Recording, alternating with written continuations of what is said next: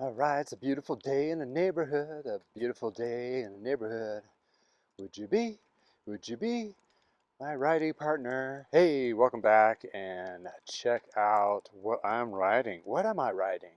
Well, we'll reveal that in a second here, but this is a test ride on a bike that I just purchased and it has nothing been done to it. This is straight off of Facebook Marketplace and just giving a little test ride. Well, when you're test riding a bike, you want to make sure you can adjust the seat, make sure you can go through all the gears. This one's like skipping a little bit, and it is a triple up front. You want to make sure it kind of fits you.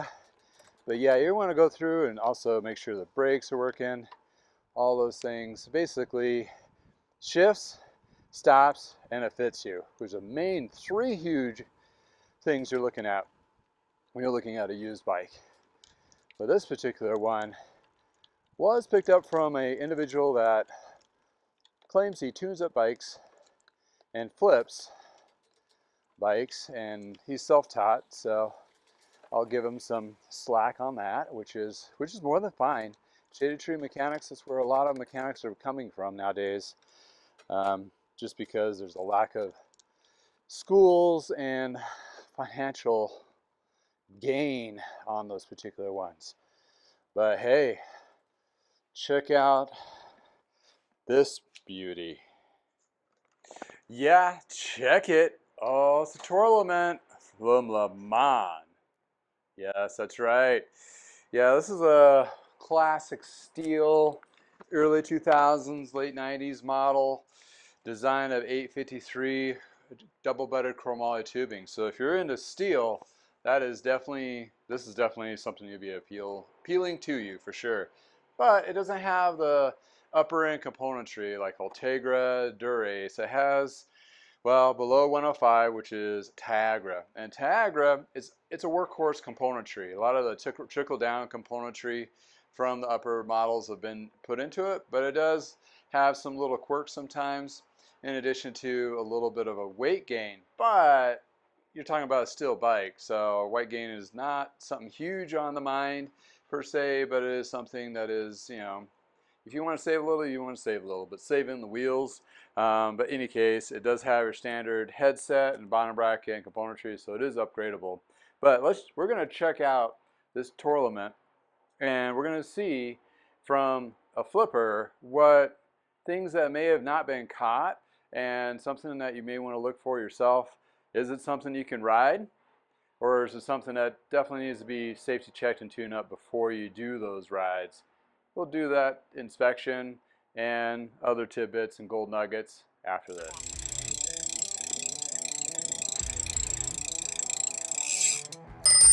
Welcome to I Know a Guy Bicycles, hanging out with a guy. Hi, I'm Justin the Guy. Obviously I have a garage shop. Take scary out of used, one bike at a time. If you want to be kept up to date on latest projects and topics, please like and subscribe. Hey, welcome back to I Know a Guy Bicycles, hanging with a guy. Hey, I'm Justin the Guy on this old bike series, and yes, I'm using a helmet for my test rides now. Hey, it's kind of like you're playing the odds game. Just a sidebar on helmet safety. Even on the test rides around the neighborhood, I'm putting on a helmet. Reason being, if I get popped by some neighbor that's not paying attention and I fall down, or something fails on the bike I'm test riding and I crash and hit my head, that's into me. Probably not dead, but I'm going to be basically a burden on my whole family if I get hurt. So keep that in mind. Helmet safety is not just for yourself, it's for your family and friends that's going to have to deal with you afterwards. I have a video about helmet safety. Check it out in my library. In any case, back to the bike. LeMond Tourmalet. It's like the mid-pack of the LeMond line. This is when it was built by Trek, acquisition by Trek, or not acquisition, but at least named, that kind of thing, with Greg LeMond himself through the 90s and into the early 2000s. This is one of those lead-in entry bikes for you to get into road riding back in the day. Mid-range, decent componentry still. Does have a triple steel frame, double-bedded chromoly 853 Reynolds. I mean, come on. And a carbon fork. Has your basically what's a Matrix? Really? No, they ain't gonna be using that. Oh yeah, it is a Matrix Aurora rims with Tiagra hubs. Okay, so enough with like the Tybic tech spec. We'll get into that in a little bit here. But as in the bike goes, when you're actually looking at bikes for yourself, first number one is fit, fit, fit. You want to make sure you get the right size bike for you in that make and model of bike. Don't assume a 58 is your size, and for me a 58 is typically my size, but that translates different within different bike manufacturers. That's the only thing they have on changing different ride styles and so forth. So keep mindful. So if you're looking at 3 different bikes, of looking at to test ride or buy as a used bike, look up those manufacturer spec sizing sheets. You'll find them out there. They're out there. And see which one size-wise fits you the best. If it's the wrong size, it doesn't matter how good a deal it is, it's not going to be the bike for you. So make sure you get the right size to start out looking. You're going to save a whole bunch of time for yourself and for others showing you the bike. Secondly, you want to check the bike. Make sure it kind of has the same needs, the kind of riding you want to do. Is it road, is it gravel, is it mountain, is it whatever, that kind of thing. You want to make sure it fits within that classification of riding. Another thing, saves time and money in that aspects of it. So yeah, that's a whole bunch of things just starting off, just getting into the bike. But in any case, the bike I had here, it is kind of my size, but if you want to be able to look at, you want to be able to test ride that bike. That is the most important thing when you're going for looking at new bikes. You want to be able to test ride. If it's not test rideable, walk away. If it's anything that's hugely glaring, that might be like a big ding, or componentry is kind of funky, it's dirty, it's grungy, walk away. It's going to cost you a lot more money down the road, unless you know exactly what you're looking for and exactly when to get out of it. That's a big key point right there. Alrighty, this is where we're going to talk about where did Greg LeMond show up, right? You may not even know. I mean, you might be into cycling, never heard of the name. Yeah, the name has been snuffed by the early 2000s, but you need to go back in time to a point where the Tour de France has been going on for almost a century, decade, century, yeah, almost 100 years. In that 100-year period of time, no American has ever won the Tour de France. It's been one of those crown jewels of road cycling from the beginning, almost. Talking about the crazy French. Any case, therefore, Greg LeMond in the 80s was one of the first Americans to win the Tour de France, which is a big deal. Like, over the pond. Yeah, we didn't have that big. I mean, we had a big cycling culture, but we didn't have a big cycling presence yet. And then when he came in with a 7-Eleven team and that kind of deal, bam, with the funky neon colors. Yes, exactly. Don't remember exactly the year. I'd have to look it up, but comment below if you have information or you're old enough like me that knows exactly the impact of your neighborhood or your shop or what have you. But in any case, his name was pretty big. And actually, in the time of the 90s, when Trek was acquisitioning a whole bunch of different brands, starting with Gary Fisher. If you want to see a little bit of information about that, watch one of my videos with John Bradley. He talks about Gary Fisher and how he went over there, and it's a brand that's underserved, and Trek was able to produce a lot more bikes than they actually had a market for. So they led to picking up other brands. LeMond was one of them. Klein was another. Rolf Wheels and Bontrager. So you got like a whole family team of different influences of different markets, of different types, compiling and merging in the Trek world. Well, Trek picked up LeMond specifically to start splitting market share. Sneaky business, Mr. Burke himself, brilliant, but it didn't go over well with a lot of dealers. But what they did is they took those particular brands and sprinkled them into other dealers that were not Trek dealers.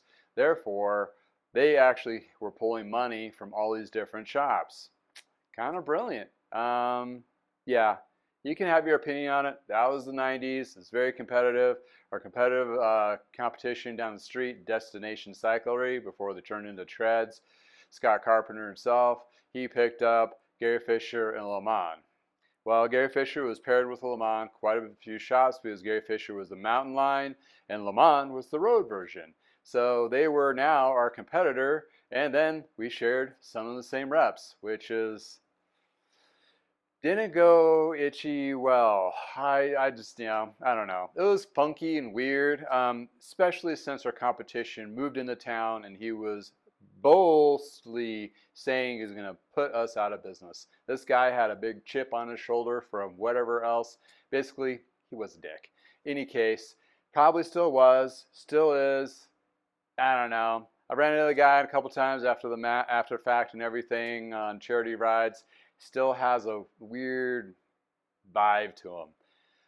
Don't want to dog on the guy too much. He did his time and share and all that within the cycling industry. He is a different kind of cat. Other people had different relationships with him, were probably positive, including John Bradley. Me, not so much. He was the bad guy. But in any case, back to LeMond and Trek, converging on other shops, and that's where they picked up LeMond and doing that. Well, they actually put a lot of money into each one of these lines to bolster the brands, make them innovative tech. They actually involved a lot of the owners of those, like Gary Fisher, LeMond, Bontrager, into the corporation of this, not just taking their name. They actually made these frames differently. They did a mistake at the first year and a half with LeMond using the OCLV carbon frame from Trek and just slapping LeMond paint on it. That didn't go well. Stupid, stupid, stupid. Then from there they realized, oh, we got to backtrack and it can't be the exact same thing. It doesn't make sense. Didn't sell, didn't fly very well. Therefore, you got to make the LeMond, the original geometry LeMonds are a little bit different. Got to really home into that. Own it, right? So that's what they did. So owning that particular company and doing those particular refining of the better steel frames, and then they got into carbon when they switched over to the overseas building of it in the early 2000s. That's where you got some pretty cool, fun frames. I'm riding on 2 LeMonds myself. That's why I kind of like featuring these. And I do have quite a huge steel followers. Steel is real riders. It's just fun. It's like the poor man's titanium. Well, the more economical man's titanium would be more appropriate. But titanium's coming down too. I'm still looking for that LeMond myself. In any case, I ride a pop rod. That's where I got turned on to them, which is their cyclocross bike, basically a road bike, pre-gravel with calipers to accommodate, brake calipers to accommodate a bigger tire. Awesome bike. That was like my 4th different cross bike over the years. So when I landed on that one, I was like, this thing feels like a glove. When I do off-road technical riding, it feels great. That's where I came from, mountain bike scene back in the 90s, where, I rode without suspension, so I know how to ride a bike without suspension on rough terrain. I'm slow. It doesn't matter. Back to the LeMonds. Awesome bike. I picked up one of the newer carbon ones before the line got canned, but the carbon ones are pretty nice. They had their own geometries on and as to feel and ride as well versus the OCLV Trek. So that really made a nice distinguished difference between if you had a brand like LeMond and Trek and Klein on your floor, each model would ride a little differently, fit a little differently, and that goes on today with all the other brands that are out there now. So that's where fit becomes super huge. Like I mentioned before, that's why you really have to research that specific brand for the style of riding and the fit of your body, how it all fits in that particular scenario. So LeMond fits me really good, 57. I know it well, so I can just pick up another 57, ride and be like, oh, yay, this fits me great. But until you have those experiences and understand that, yeah. And I rode Treks, I rode Cannondale, I rode a titanium Holland, I rode a couple specialized full carbons, and it kind of goes back to LeMond. Geometry fits me the best. So if I was going to get a custom frame built, I probably would just copy the geometry specs on the LeMond to have a custom titanium built close to with the newer stuff with disc brakes, through-axles, all that kind of jazz. Don't have the money or time or do that right now, so I have to rely on to the used market, and hey, it's still a best way of getting into cycling or continuing your journey in cycling as well. A buddy of mine picked up a framed titanium. He's building it up. I'll feature that in another video later down the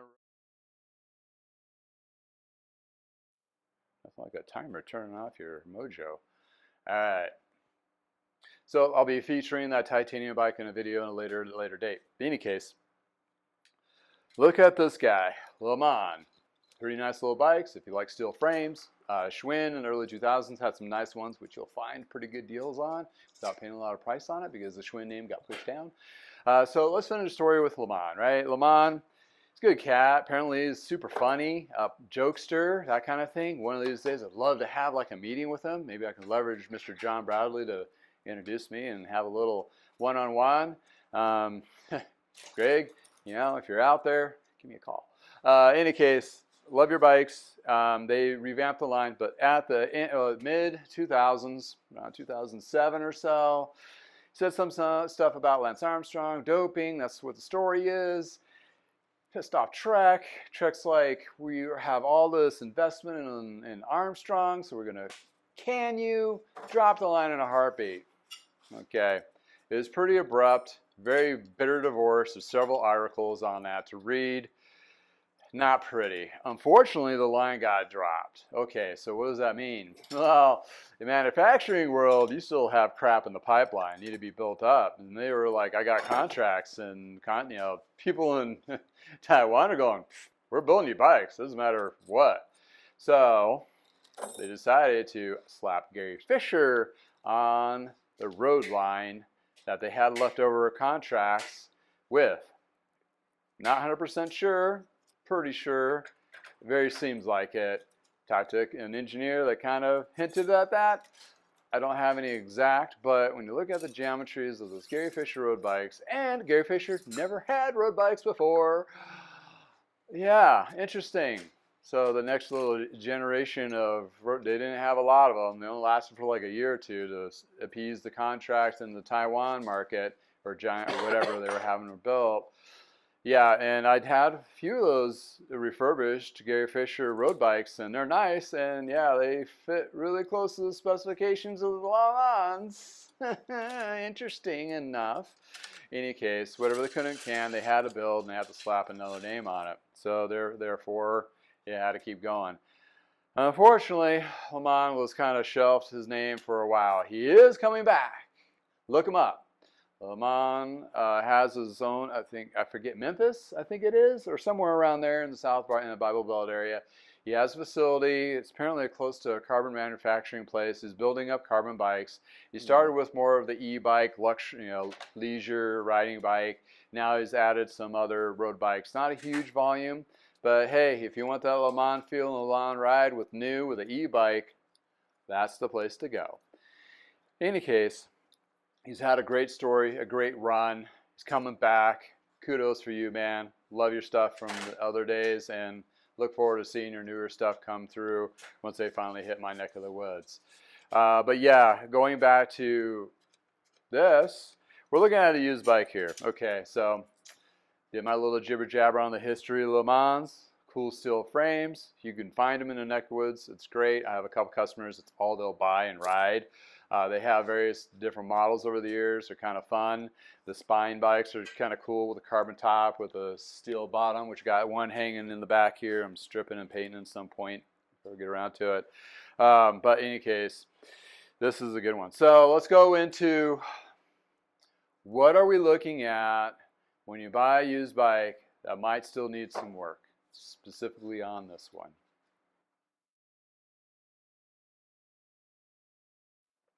Okay, you watched my video, maybe not top 10, top 5 things, top 20 things to look for in a used bike. The top 20 is pretty lengthy and in-depth, but if you're going to be flipping bikes, watch those. They'll help you out.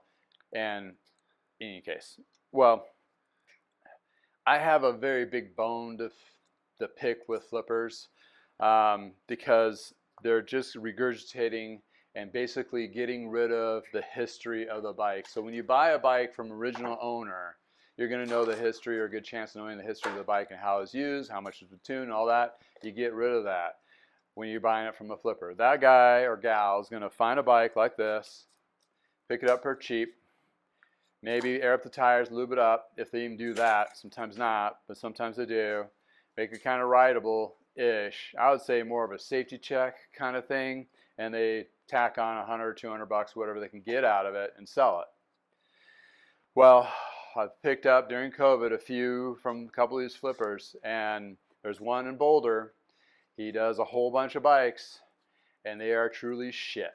Absolute shit. He doesn't do anything. They're unsafe to ride. I had to scrap 3 of them.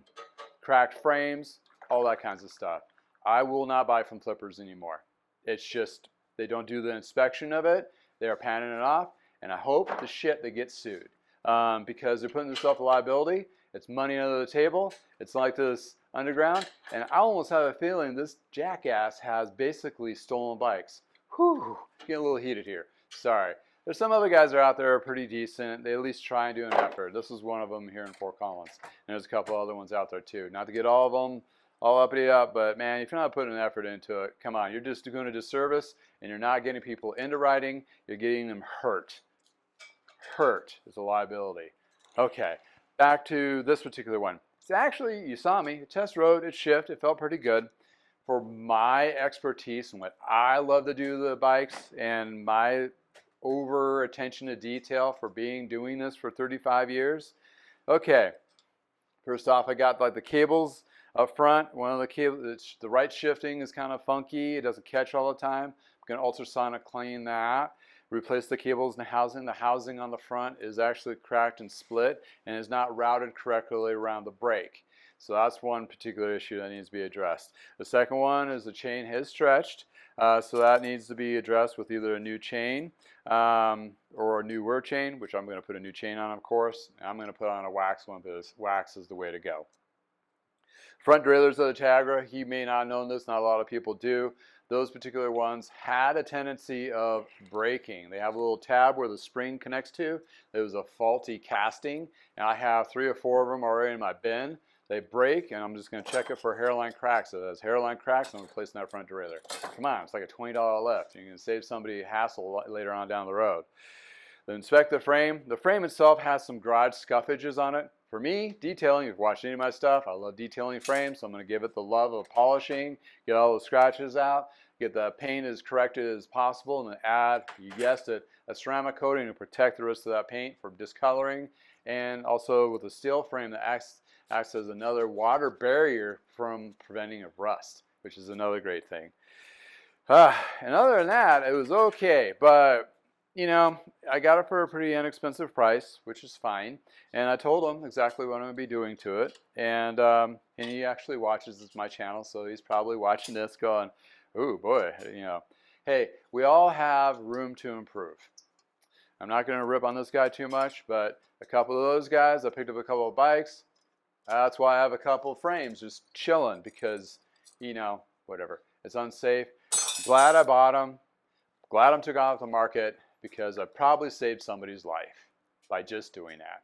I made my money-ish out of the parts, so I shouldn't harp too much, but they're out there continuously doing the same thing. I see their listings all the time. I will, even if it's something I need to get for somebody, or somebody's looking for a bike that they have, I would not touch it with a 10-foot pole. Just, yeah. Yeah, this guy in Boulder, he's just a turning and burning, and half the bikes I'm sure are probably hot. There's a couple other ones. Run those serial numbers, especially. Serial numbers on the bottom. I have a video on serial numbers in my library. Look it up.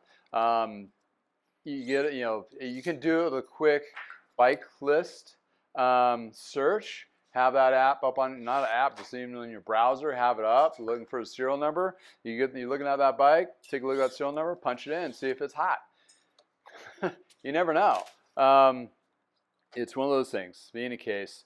You know, then you're like, you know, test ride it, like, it's not quite a bike for me, and then report it, you know, whatever. In any case, this is a pretty awesome little bike once I get done with it. It's actually a pretty decent bike. Could a person ride on this for a while? Yeah, absolutely. You can probably get a few rides in there, but the bar tape definitely needs to be replaced. That one shifting thing would probably not give you the best experience possible, so that's one thing. Would it cause you to crash? Probably not. It's just not, you're going to think it's broken, but it probably just needs to be cleaned. It may be broken. We'll find out here, and we'll do a review on the parts here after that. But looking at this particular bike, it's in really pretty good condition. I did inspect it pretty closely. And it's one of those things that, you know, you can't catch everything, especially if you're new on your journey of working on bikes and so forth. It takes a lot of experience, especially if you haven't worked on these when they're new. That's the whole kind of, I guess, leverage that I have over others. Is like, I remember these when they're new, and I was a service manager for a lot of years and worked as a manager role, so I knew a lot of the warranty issues and all those kinds of things that went through the pipeline. So I kind of know what to look for. Not everything, obviously, but a good portion, or at least, you know, got an idea like, oh, yeah, that Spa front fork from Trek, was there a recall on that? Yeah, there was. Just it was installed incorrectly at the manufacturer. Apparently, just to flip a couple parts and you're good to go. But do take it to your direct dealer if you have one of those. Since SPA fork, it's supposed to be like a little shock. It's like the Future Shock from Cannondale back. No, Head Shock was the Cannondale one. Then the Specialized has the Future Shock. It was like one of those pre ones, but more on the recreational. Gravel. It wasn't gravel. It was a hybrid bike. That's what it was back in the 2010-ish, 2009. Okay, diverged a little, but in any case. So that's where you get the benefit of me. In addition to, I care. That's what it comes down to. In other words, I care about the bike, but more importantly, I care about the person riding the bike. Number one, making sure it's safe to ride. That's my call of duty. Number two, make sure it's the right size for them. And number three, make sure it has the the correct fit. I do fittings when they sell it locally. And number four, make sure it's at its highest performance of the best experience possible out of the gate for a longer period of time.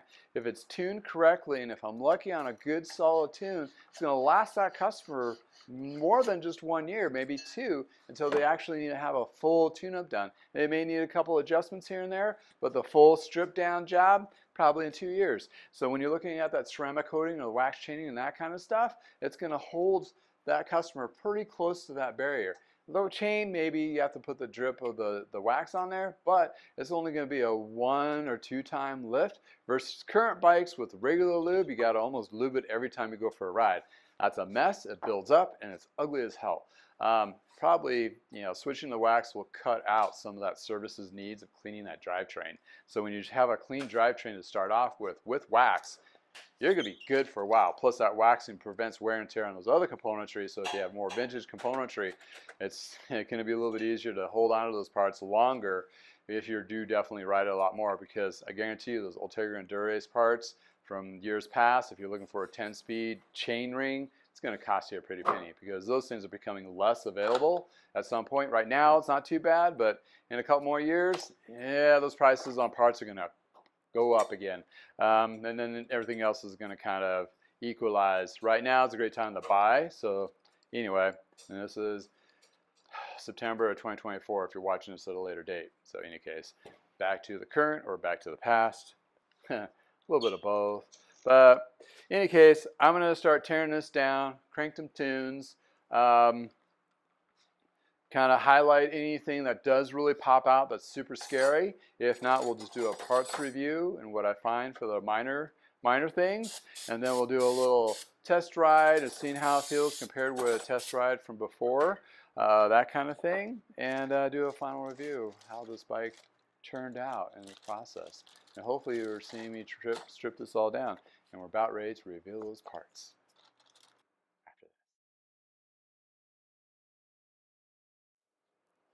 Well, here we have it, ladies and gentlemen, boys and girls. Yeah, let's do the parts reveal after doing truing ceramic coating with the ceramic spray wax from others. It does really well on rims and parts, so I've been doing that lately. You can pick it up at Walmart or on your Amazon account.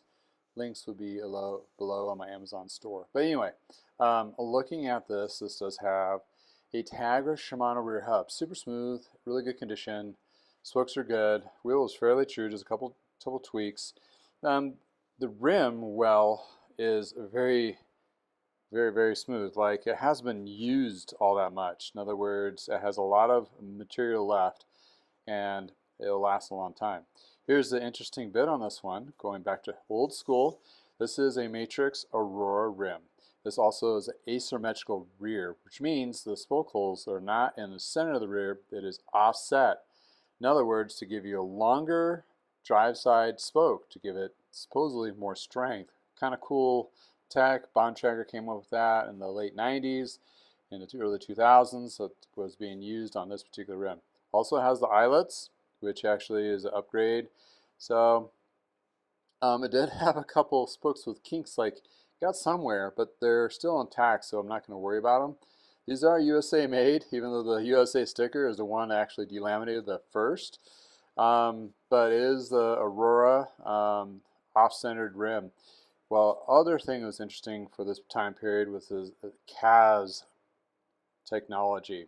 What that is basically spoke prep, which they try to copy the Will Smith spoke prep back in the 90s when we did custom wheels to prep the threads. The first batch of these wheels that they did with that particular CAS system was almost like Bondo. They basically seized all the nipples onto the spokes, so you couldn't true it at all. I mean, it was like horrible. They did dilute the solution or changed it so it was actually pliable. So the newer versions, they used it for about 3 or 4 years. The later versions actually work well. It's supposed to keep the spokes intact as when you're adjusting it and it stays there without twisting the spoke. So it's kind of a two win-win, but at the first go around it was kind of a train wreck. The tires, interesting enough, they are colored, it's fine, but faded a little bit on the other side. In other words, this bike sat in an area where it got exposed to a lot of sun. The tire itself is actually in pretty good shape. Not delaminating, not dry rotting, a little bit of a flat spot-ish, a little bit, but as you can see, it is pretty darn true and ready to go. That's just the wheel. Front is the same, pretty much clean, but doesn't have an asymmetrical. We just waxed the chain. This actually was a new chain. He just apparently didn't use a power link, or not a power link, I'm sorry, a push pin to install this Shimano chain. So I was able to use a 9-speed. Not sure if he had the right clip on there, so I put it on the 9-speed one to ensure it was. And then we have the clean cassette. Brakes, which is basically a knockoff brand. I had a little bit of surface rust on there that I tried to scrape off, and that seemed to be in pretty good condition, that aspect. And you got the pedals, but I'll be putting on platform pedals. Here is the shifters. They cleaned up really well. When you do the ultrasonic cleaning on these, I do it for about 5 minutes, no more than that. Then I run it under hot water and cycle through all the shifting. That usually blows out any kind of the degreaser, gunk, and also the old grease, and it comes back to life. Then I pre-treat it with the Tri-Flow Superior Lube. I like the foam stuff, which is this here. This actually goes inside. Show you. It kind of just penetrates the inside and just like soaks everything. Works really well. That's pretty much the only part I use the foam. Everything else I use the drip. Crank sets. So pretty clean. The front derailleur still has its little nubbin and it's holding pretty well, which is this piece right here. Looks intact. So this front Tiagra derailleur seems to be holding up. Not to say it won't last forever, but at least for now it's doing good. If you need to switch this out, you can just use a braze-on, or you can get a clamp, which they usually have stamped on the inside here, which is called 31/8 clamp for this one. So if you need to switch that out. The rear derailleur was really clean anyway to begin with. I just made sure I put the ultrasonic cleaner because I'm going to be doing a waxing on this. So I just want to make sure the whole drivetrain was super clean and ready to go. Because the wheels were slightly dirty around the hubs and everything, so that warranted me to just do a super clean. I kept the housing just in case for measurement to cross-reference it when I install. And yes, here it is, boys and girls. We did compound from Adams and polish with the polishing. We was using the Dremel tool. And you can get these little pads here to go with it. If not, you can take a bigger pad and cut it down, which I've done that too. But that is help correct the paint as much as possible and give it a good polish. That paint soaked up the polish a lot. I mean, it was just really kind of dry. And then we did a ceramic coating from Ceramic Slam. This works really well and everything else as well. So here's a reveal of the frame. Whoa, that's almost a powerful red, right? So this particular paint on the LeMonds, especially the steel frames of this vintage, is pretty thin. on most of them. This one looks like it got painted twice because it has like a blue chips underneath, but most of them, just as note, it's just kind of thin. So be go light and polite when you do any of the buffing and so forth. You don't want to cut through that clear coat or the paint to the steel. And then we had 3 stack of the ceramic coating. You can see it's kind of a haze right now, but when I, oop, wrong rag, that's a dirty rag. I want a clean rag. No, no, no. Yeah, we want a clean rag. You want to do a clean rag and basically knock down that haze. That'll actually bring out the ceramic coating super shiny. So that protection is UV protection, help the stickers and the paint from discoloring in the sun.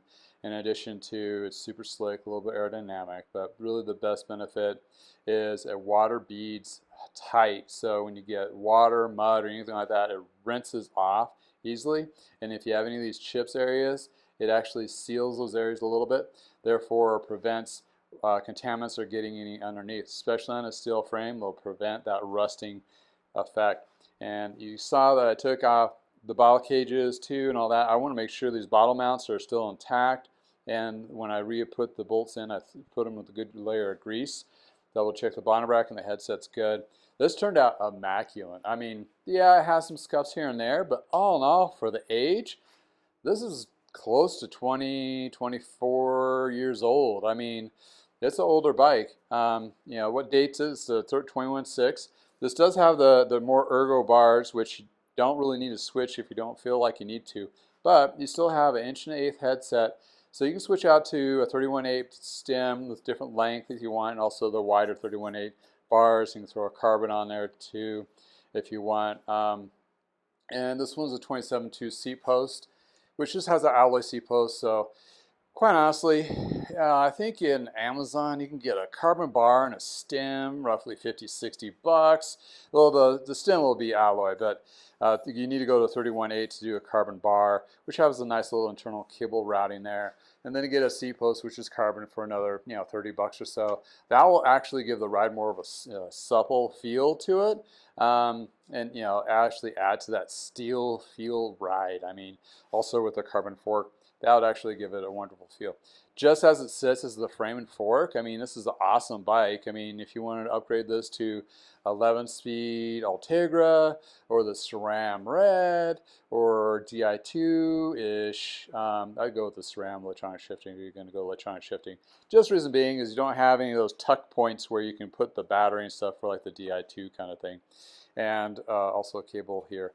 Yeah, and then I think, it might be limited because this is not disc. So yeah, you'd have to have a cable actuated electronic shifting, which I think the only E-tap is. I'll have to double check that. I may have changed it since then. But hey, look at that, beautiful. So let me crank some tunes. We can actually get some lunch, take a little bit of break, and then I'll slap this thing, put it back together, fine tune it. The heavy lift is pretty much over this part. I'm really about, I'd say probably 3.5 hours in, and probably another hour and a half till completion. So yeah, something like this does take me about 4 to 5 hours from end to end, but results are going to be amazing. Crazy but I just love doing what I'm doing. But in any case, here's the parts once more. Beautiful. Pretty much OEM for the most part. So yeah, we're going to get this all dialed up and fine-tuned. I mean, come on. Why not? Well, check out this test ride.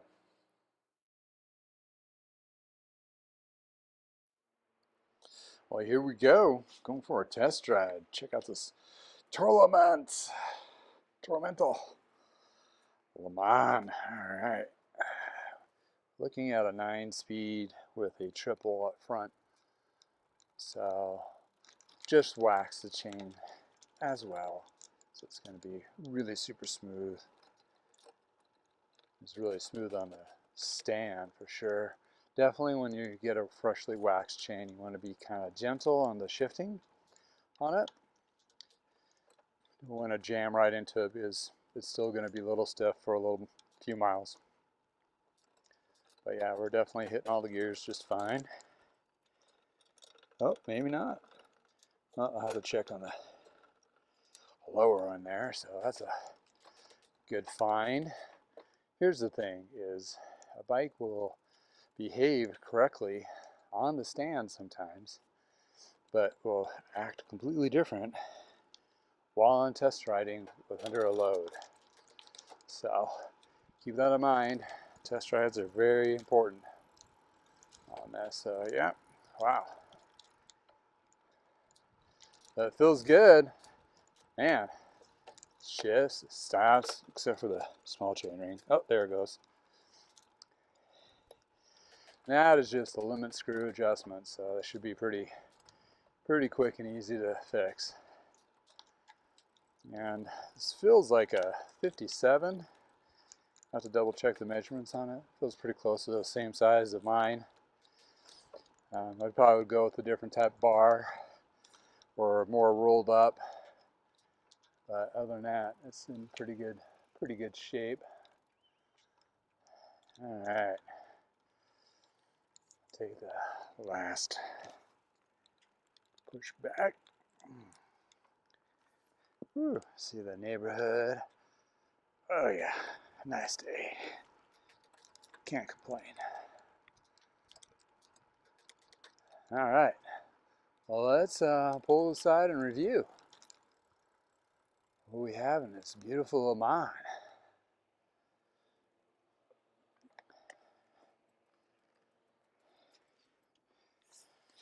There we have it. Reynolds 853 Tourmalet double-butted tubing. Ooh, look how pretty that paint, or the sticker decal. It's like that deep bass blue flake paint. Yeah, with that red, that pretty red came out really well with the ceramic coating, detailed, very clean. Componentry is pretty decent.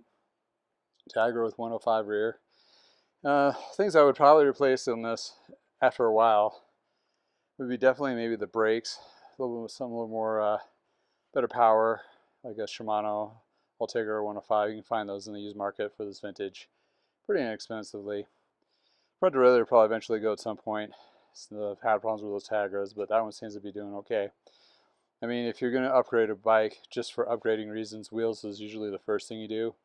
Even though this house comes with a really decent wheel set, but they are heavier, so you can, get yourself a nicer, lighter weight carbon style wheel set that actually give better performance and lighter weight.